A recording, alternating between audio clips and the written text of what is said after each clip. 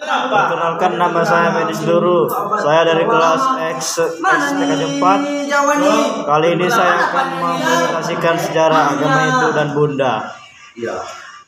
Sejarah agama Hindu dan Buddha. Agama Hindu diperkirakan muncul di India antara tahun 3102 SM sampai 1300 Masehi. Ada yang mengatakan sekitar tahun 1500, 5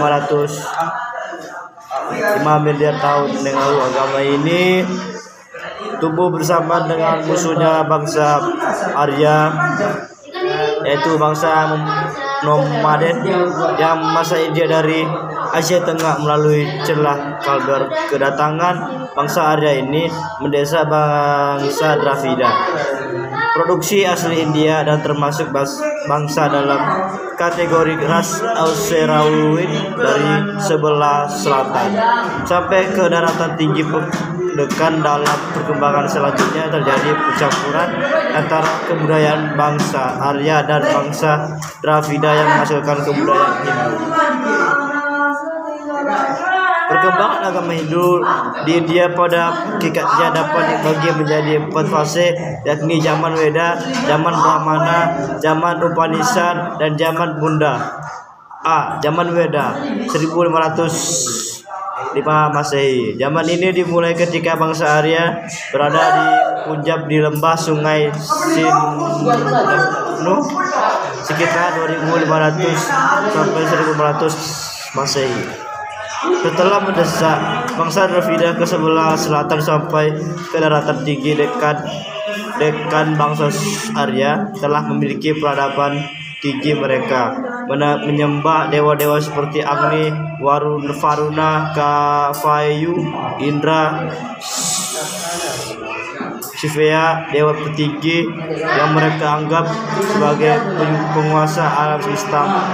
Mereka disebut Trimurti, terdiri dari Brahma, pencipta alam, Wisnu, pemeliharaan alam, dan Siwa, dewa perusak alam dan dewa kematian. Walaupun banyak, semuanya adalah manifestasi dan perwujudan Tuhan yang Maha Esa, disebut Brahmana. Jadi agama Hindu zaman Brahmana 1000 sampai 750 Masehi. Pada zaman ini kekuasaan kaum Brahmana amat besar dalam kehidupan keagamaan. Mereka lah yang mengantarkan persembahan untuk kepada para dewa. Pada zaman ini pula sesuatu yang kemudian disebut kitab Brahmana. Weda menjadi pedoman tata cara upacara agama. Zaman Upanishad 7750 sampai 500 Masehi. Pada zaman ini yang dipentingkan tidak hanya upacara dan sesaji saja, tetapi lebih daripada itu, pengetahuan batin yang lebih tinggi. Zaman ini adalah zaman pengembangan dan penyusunan filsafat agama, yaitu zaman orang berfilsafat atas dasar Weda. Zaman Buddha 500 Masehi sampai 300 Masehi. Zaman ini dimulai ketika putra Raja Sundahajana yang bernama Siddhartha menafsirkan Veda dari sudut logika dan mengembangkan sistem yoga dan semahi sebagai jalan untuk mendekatkan diri dari Tuhan. Agama Buddha adalah perkembangan lebih lanjut dari agama Hindu. Buddha sebenarnya adalah sebutan bagi seorang yang telah memperoleh pencerahan. Hal tersebut sesuai dengan asal-usul kita. Buddha yang berasal dari bangsa India, berarti sejati awalnya Buddha bukan agama, melainkan ajaran dari seorang yang telah memperoleh pencerahan bernama Siddhartha Gautama.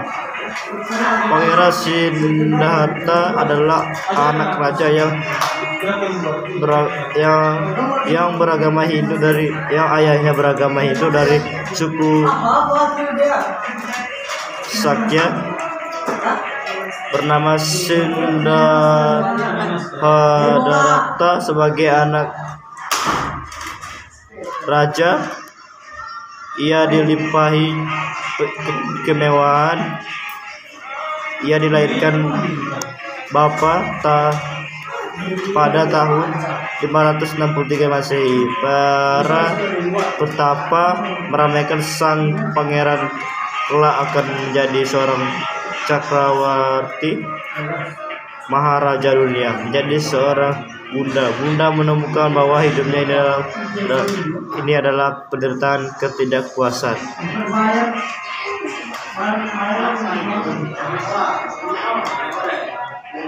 Pangeran itu mempunyai 4 pencerahan, yaitu tidak boleh melihat orang tua, tidak boleh melihat orang meninggal, tidak boleh melihat orang sakit, dan tidak boleh melihat orang bertapa.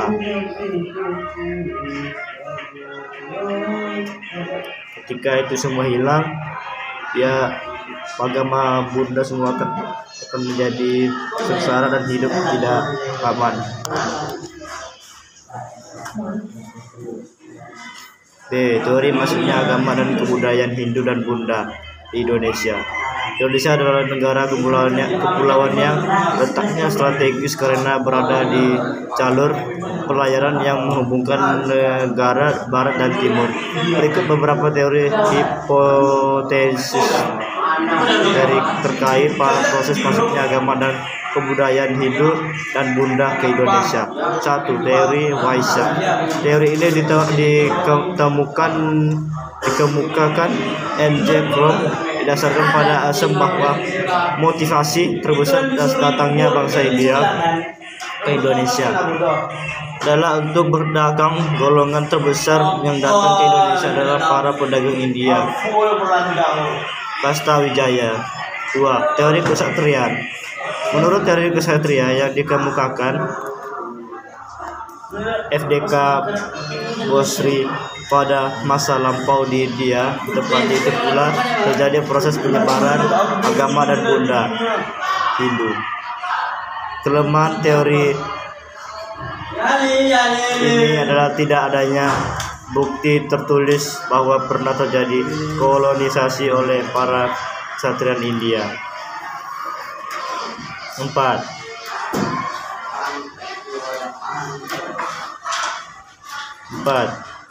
Teori arus balik. Menurut teori E3 terus arus balik. Menurut teori yang dikemukakan oleh K. Goendes, ini berkembangnya pengaruh dan kebudayaan India ini dilakukan oleh bangsa Indonesia sendiri. Bangsa Indonesia mempunyai kepentingan untuk datang dan berkunjung ke India, seperti mempelajari agama Hindu dan Buddha. Banyak orang Orching lebih meyakini teori arus balik masih memerlukan banyak bukti lagi untuk memperkuat kebenarannya.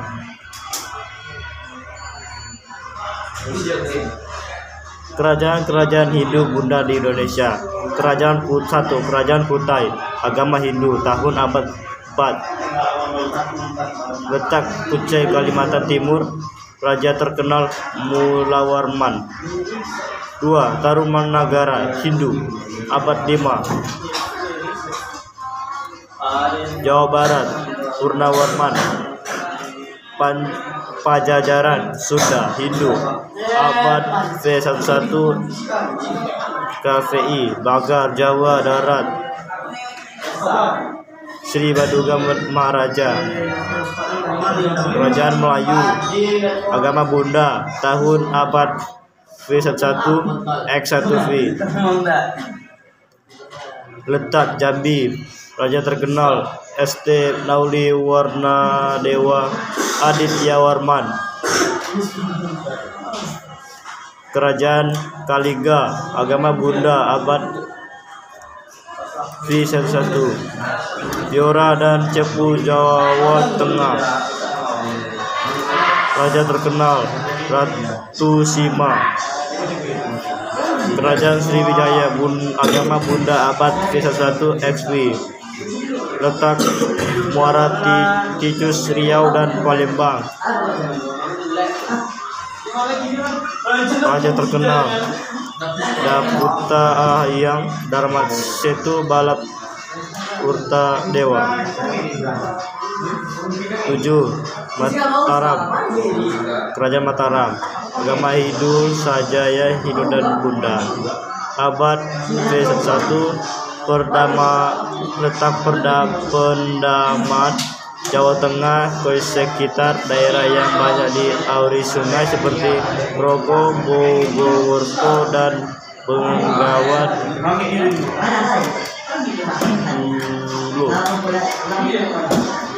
Raja terkenal Sanjaya, Rakal, Penangkaran, Samaratunge, Rakai, Pilkatan.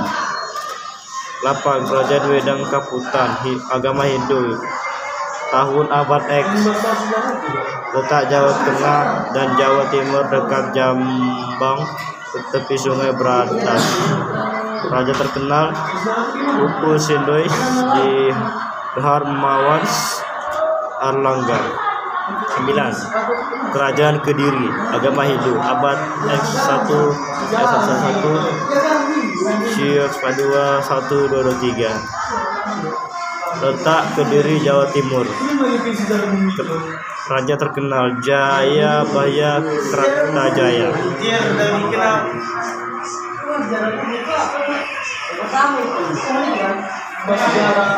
10. Singasari Hindu, abad X11, Singasari, Malang, Jawa Timur. Raja terkenal Ken Arak Ranggawaurni Kertanegara Jayakatwang. Kerajaan Majapahit, agama Hindu, abad X11, Trawulan, Jawa Timur. Raja terkenal Nade Wijaya Hayam Wuruk. 12. Kerajaan Bali, agama Hindu, tahun abad IXM Masehi, letak di Bali. Raja terkenal Rahma Udaya Warmaweda. 4. Bukti-bukti pengaruh Hindu dan Bunda dalam masyarakat yang masih ada hingga kini. Peninggalan sejarah Hindu dan Bunda dalam masyarakat yang dinusantarakan tidak hanya terbatas pada tinggalan-tinggalan yang benda fisik, tinggalan-tinggalan yang berwarna, yang berwujud benda fisik, tetapi juga nilai budaya non fisik. Berikut peninggalan sejarah dari masa-masa Hindu Buddha. 1. Bahasa dan tulisan.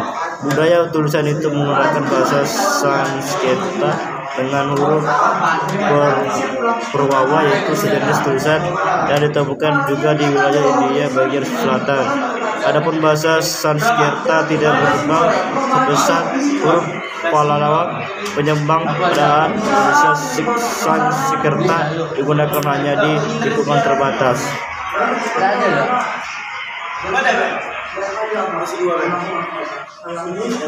Yaitu di lingkungan istana dan oleh para pramana dalam upacara keagamaan. Bukti pertama dikenang di tulisan Jalsarai di Nusantara adalah penemuan tulisan di atas 7 buah yang abandu di wilayah Kutai, Kalimantan Timur. Jejak sejarah berupa tulisan itu dapat dilihat melalui berbagai prasasti, kitab dan manusiakri naskah. 2. Prasasti dari kata bahasa Sanskerta yang berarti pujian, merupakan pelagam dokumen yang ditulis pada bahan yang keras dan tanaman yang memuat informasi secara peringatan atau cap yang sebuah peristiwa. Kitab dapat dikategorikan sebagai karya sastra kuno yang dalam perkembangannya di Indonesia terdiri sebagai berikut. 1. Tahap 1 atau pesustraan tertua. 2. Tahap 2 lahir pada masa kerajaan Kediri. 3. Tahap 3 yaitu pesustraan yang lahir pada zaman Majapahit. Terakhir, manusiakri, jalan naskah tulisan dengan peninggalan masa lalu yang berisi berbagai hal seperti cerita kepahlawan, hukum, upacara, keagamaan, sisilah, syair, mantra, sihir, dan resep obat-obatan. Sekian dari saya, terima kasih.